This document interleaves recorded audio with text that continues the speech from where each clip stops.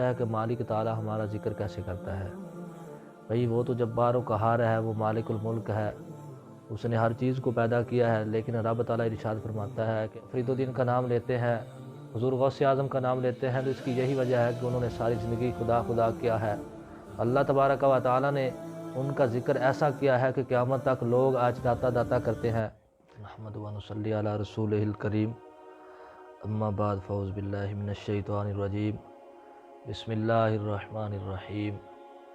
فاذکرونی اذکرکم، صدق اللہ العظیم،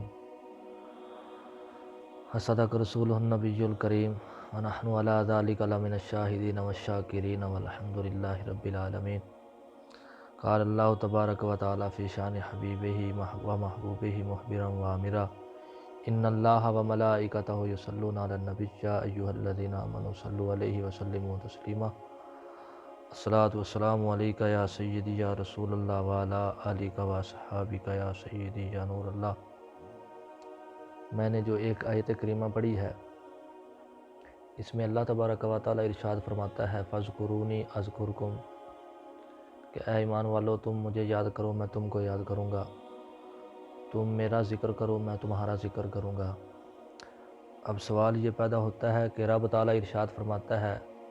یا لوگو تم میرا ذکر کرو میں تمہارا ذکر کروں گا، کہ اللہ تبارک و تعالیٰ نے جب ارشاد فرمایا کہ تم میرا ذکر کرو میں تمہارا ذکر کروں گا، تو ہم تو اللہ تبارک و تعالیٰ کا ذکر کرتے ہیں، نماز پڑھتے ہیں، روزہ رکھتے ہیں، نوافل ادا کرتے ہیں،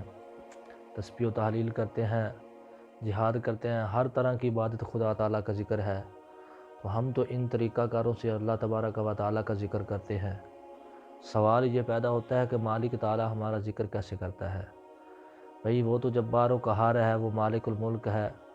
اس نے ہر چیز کو پیدا کیا ہے، لیکن رب تعالیٰ ارشاد فرماتا ہے کہ اے لوگو تم میرا ذکر کرو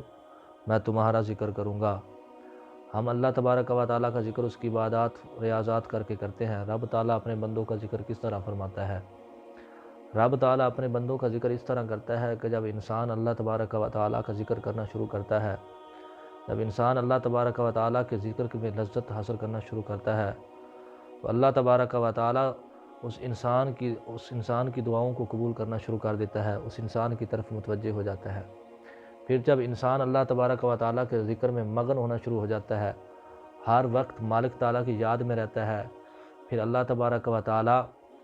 اس بندے کا ذکر اپنے فرشتوں کے اندر کرنا شروع کر دیتا ہے۔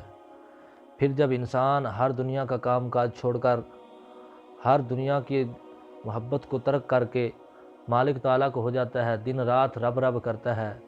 پھر اللہ تبارک و تعالیٰ اپنے بندوں کے دلوں میں اس کی محبت ڈال دیتا ہے، پھر لوگ اس کی طرف مائل ہونا متوجہ ہونا شروع ہو جاتے ہیں،